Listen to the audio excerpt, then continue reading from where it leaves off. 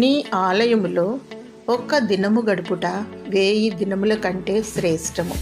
కీర్తనలు 84:10. దేవుని ఆలయములో, మందిరములో సమయము గడుపుట ఎంతో శ్రేష్టం.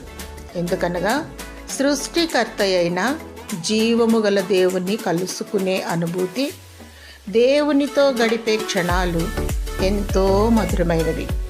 దేవుని స్తుతించి మహిమపరిచినప్పుడు ఆయన సన్నిధిని అనుభవిస్తాం. ఆయన స్వరము వింటాం, ఆయనతో మాట్లాడుకుంటాం.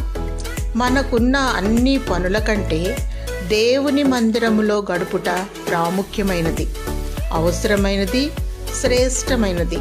ప్రతి నిత్యము ఆయన సహవాసము, ఆయన సన్నిధిని కోరుకో, ఆశీర్వదింపబడతావు.